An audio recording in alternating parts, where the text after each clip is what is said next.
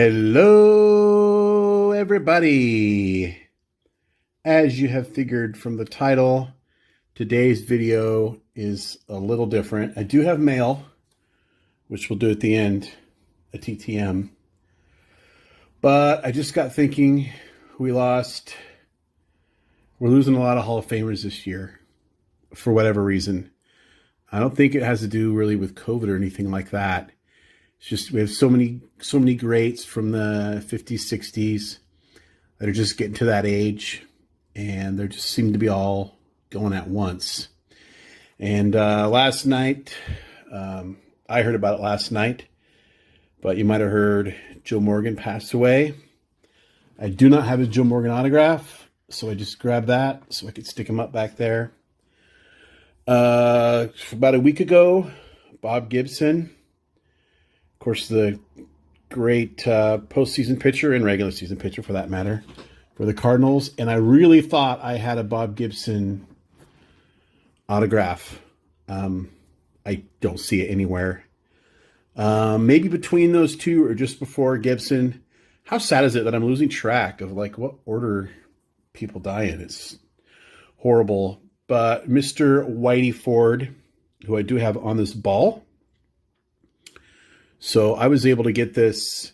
I've scoured Craigslist for sports cards and autographs just like all of you. And at least 99% of the time, it's just garbage.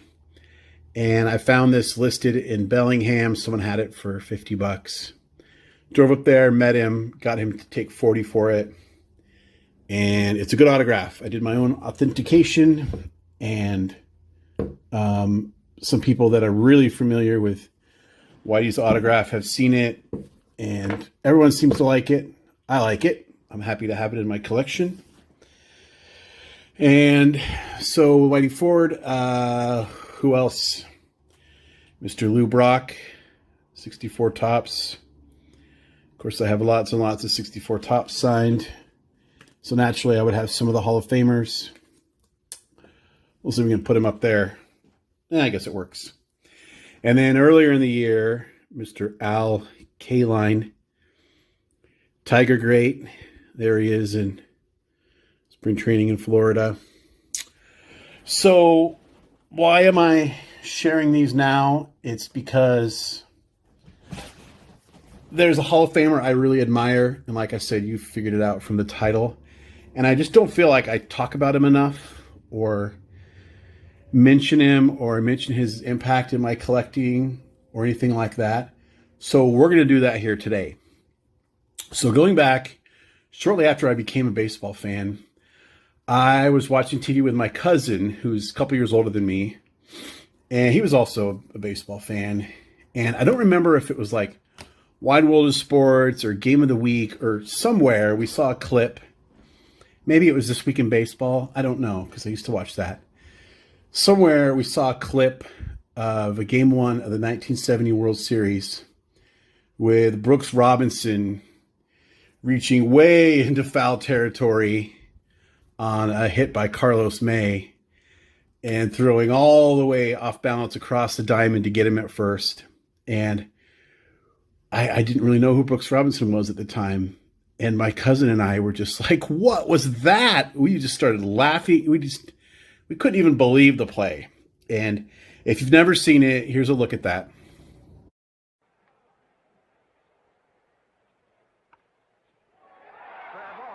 Great play by Robinson.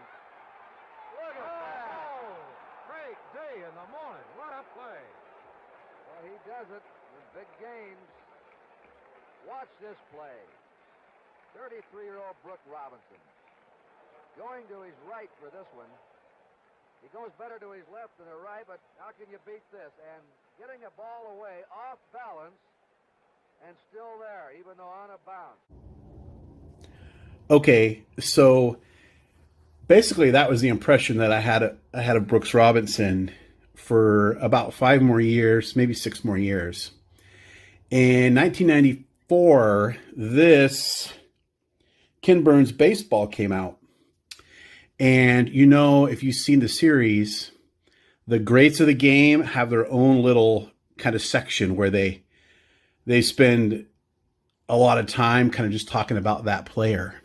And they had dedicated, a little 10-minute or 5-minute section to Brooks Robinson and how awesome he was. And I was just like, I got to get some baseball cards of this guy. At the time, I was in college in Tacoma, away from my family. I had a very small food budget. I didn't have any job really. And there was a card show at the Tacoma Dome. And I thought, I'm going to take some of my food money and just use it on cards and get some Brooks Robinson cards. So that being said, I had friends and I was always eating at their house. And I drove home on the weekends, about every third weekend, 100 miles each way. And I would come back with the entire contents of my mom's cupboards and I would live off that. So I wasn't about to starve. But I took food money and I got some Brooks Robinson cards. And through this 30 years since then, has it been 30? I didn't even keep track anymore. Around 30, 25, 30. Many times I've had to jettison or sell off parts of my collection just because of financial problems. We had 3 kids, multiple houses, this and that, life. There's been times where I've had to sell off things and I wasn't always really thrilled about it. Many times I've come across those Brooks Robinson cards in my little box when I was looking for things to sell. And I thought, I just can't do it. I can't sell them.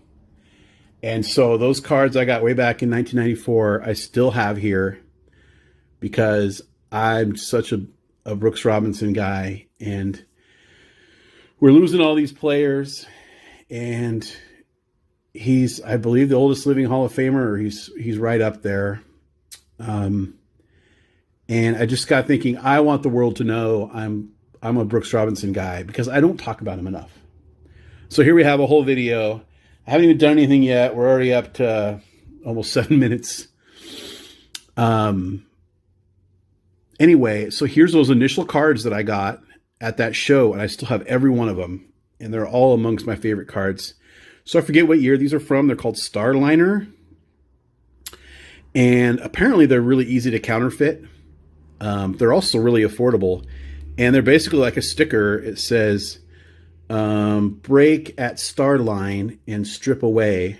So you just peel this off right there. There's like a perforation, and you stick it to something, but I'm not going to stick it, of course.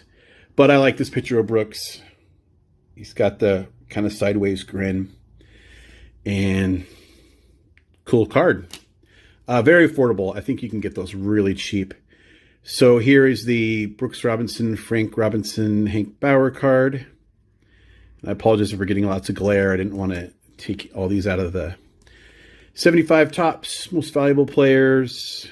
64, he was the MVP. And there he is on his 64 tops, along with Ken Boyer. Here is a 3D Kellogg's. I always forget what these are called. Yeah, I believe these are Kellogg's. Kind of early 3D card. A lot of you have seen these. Very hard to get in good condition because without any kind of holder, they bow up. And then you go to flatten them out and they crack. And you can't see this, but there's a crack here and a crack here. And of course, I just leave it in here because I don't want to make it worse. But very cool card. There's facsimile autograph. We'll talk about autographs in a minute. Here is the Decal Edge. Forgetting what year these are. 67? 69? Something like that. Here's the 74 base. And my very favorite card, possibly of all time, without adding qualifiers like, value and whatever, just aesthetically, is probably this one. The 75 flagship. This is the mini. I like the mini a little better. It is a little rare. This one has centering problems top to bottom. As you can see, his name's almost clipped might even qualify as a miscut. Left to right, not so bad. And corners are really nice.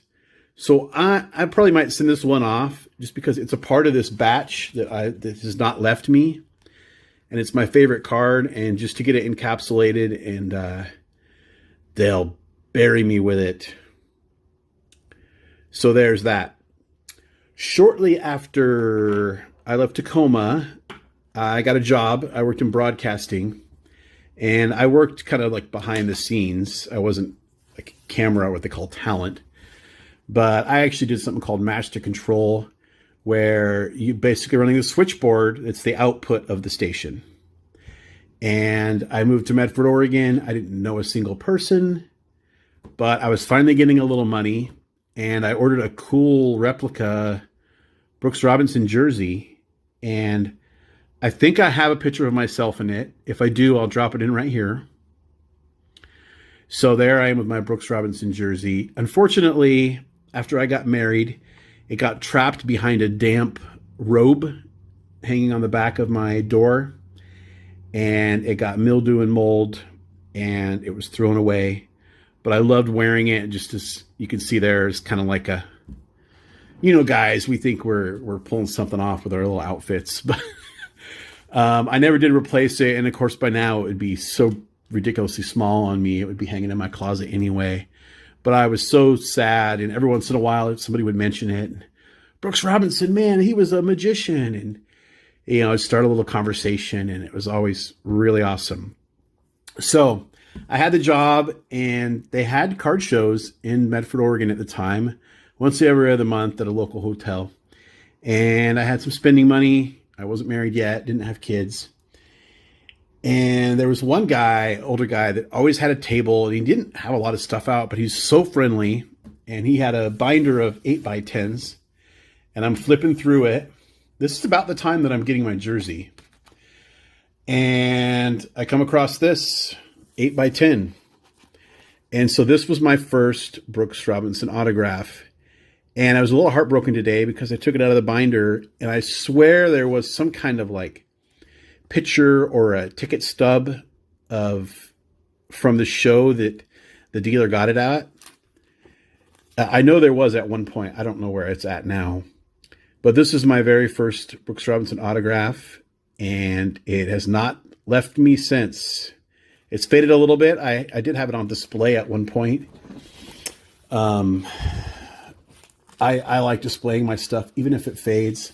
I collect for me. Obviously, Brooks has signed so many autographs. You know, like the value is just not really a concern because there must be 4 million Brooks Robinson autographs. So let's look at some more. 1990, January 24th, 1999, I signed up for eBay.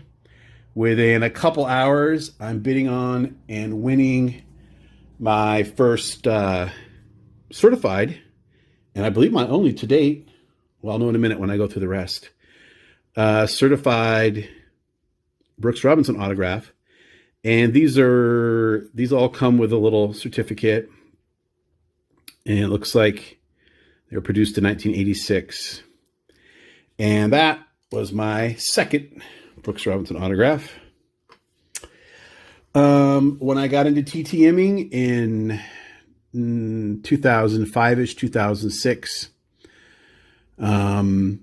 I started writing to Brooks every now and again when I saw that he was signing. And basically the rest of these are the result of that. So these are really spread out over probably 13 years that I've been getting these.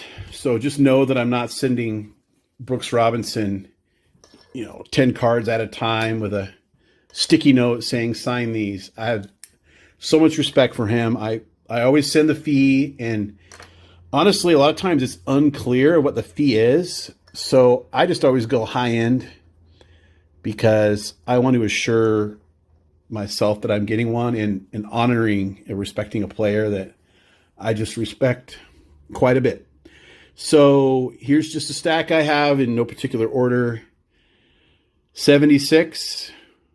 I don't know when I got it compared to the others. 73.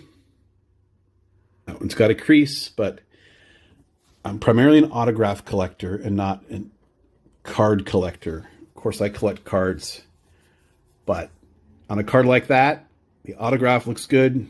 It's all great. Here is a 64. Again, creasing on this, but look at the auto. That's why I'm here. And these are all going to stay with me. If I had 100, then that's how many would stay in my PC. Here's the 75, the full-size standard 3.5 by 2.5 version.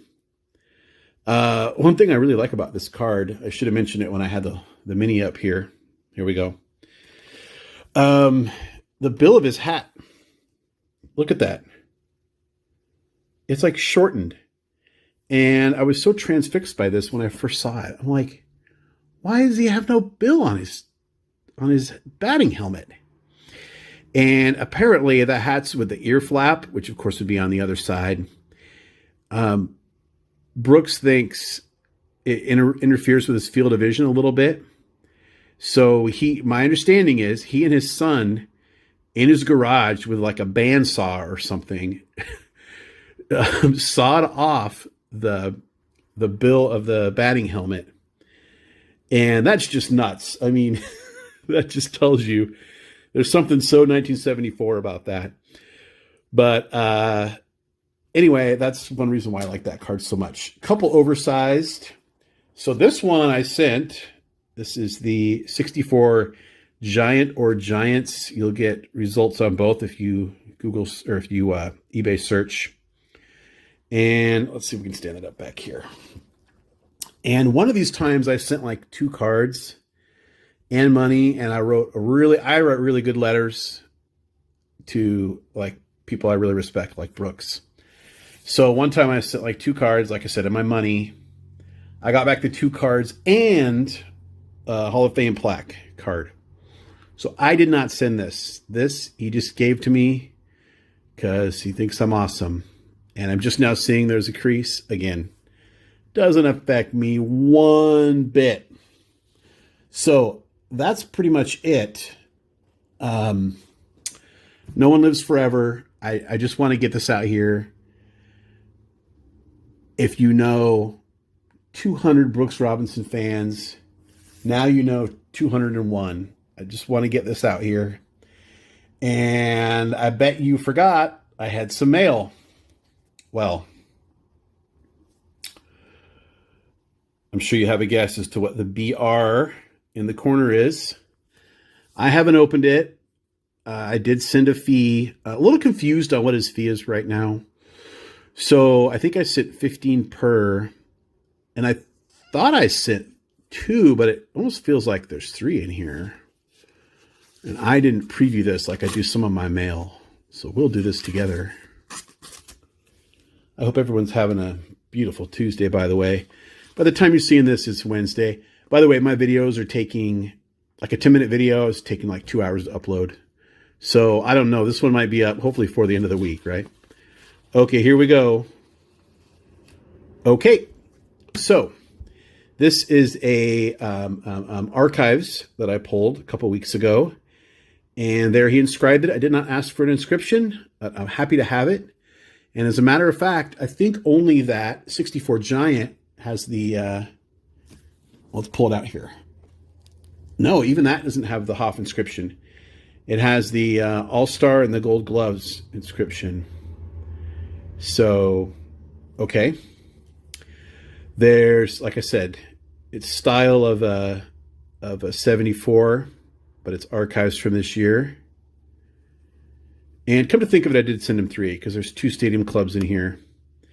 And that's the Stadium Club from 2019. There we go. Hoff inscription. And this is this is 2019. This one's like 16 or 17. But there he is. And that might be that play against Carlos May. Hard to say, but it looks like he's standing right over the bag almost. So it wouldn't be because he was far further to the right on the Carlos May play.